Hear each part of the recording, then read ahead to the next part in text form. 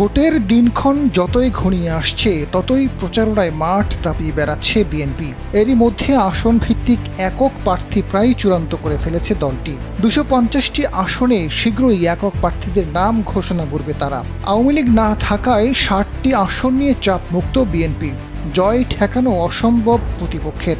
এসব আসনে বিএনপির সিনিয়র ও জনপ্রিয় নেতারা একক প্রার্থী। নেই শরিকদের নিয়ে কোনো ঝামেলা। বিএনপির হাইকমান্ড থেকে ফোন করে অনেক একক প্রার্থীকে নির্বাচনী গণসংযোগে নামার বার্তা দেওয়া হয়েছে। তারা ভোটের মাঠে নেমে পড়েছেন। তফসিলের পর আনুষ্ঠানিকভাবে তাদের নাম ঘোষণা করা হবে। নানা দিক বিবেচনায় এবার সম্ভাব্য প্রার্থীদের ঐক্যবদ্ধ থাকার উপর বেশি গুরুত্ব দেওয়া হচ্ছে। পাশাপাশি মিত্র ও জোটদের কয়েক শীর্ষ নেতার আসনেও একই কৌশল নেবে দলটি। বিএনপির সূত্র জানিয়েছে, সিনিয়র ও জনপ্রিয় নেতাদের ৬০টি আসন নিয়ে চাপমুক্ত দল। এদের মধ্যে রয়েছেন ডক্টর খন্দকার মোশাররফ হোসেন কুমিল্লা ১, মির্জা ফখরুল ইসলাম আলমগীর ঠাকুরগাঁও ১, মির্জা আব্বাস ঢাকা ৮, গয়েশ্বর চন্দ্র রায় ঢাকা ৩, ডক্টর আব্দুল মঈন খান নরসিংদী ২, ইকবাল হাসান মাহমুদ টুকু সিরাজগঞ্জ ২, সালাউদ্দিন আহমেদ কক্সবাজার ১, মেজর অবসরপ্রাপ্ত হাফিজুদ্দিন আহমেদ ভোলা ৩, বরকতুল্লাহ বুলু নোয়াখালী ৩ এবং মোহাম্মদ শাহজাহান নোয়াখালী ৪।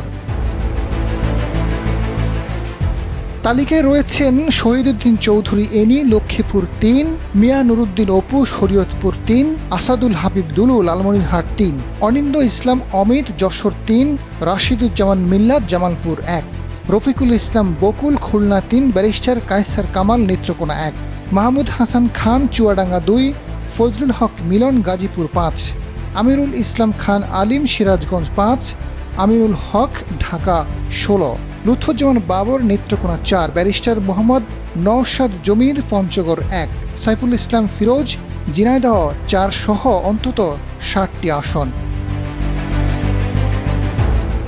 এদিকে কয়েকটি আসনের দলের হাইকমান্ড থেকে ফোন করে মাঠে কাজ করার নির্দেশনা দিয়েছেন।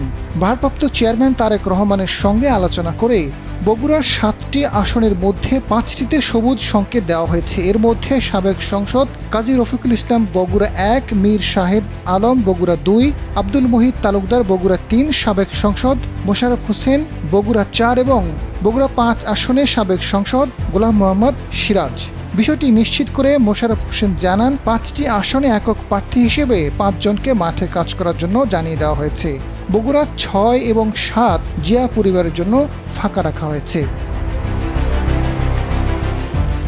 সিরাজগঞ্জের ৬টির মধ্যে ৫টিতে একক প্রার্থীকে মাঠের কাজ জোরদার করতে বলা হয়েছে।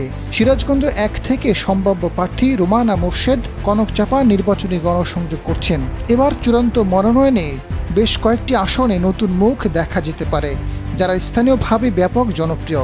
এদের মধ্যে আছেন গাইবান্ধা ২ থেকে সাবেক সচিব আমিনুল ইসলাম। আজাদ ফারুক, সময়ের আলো।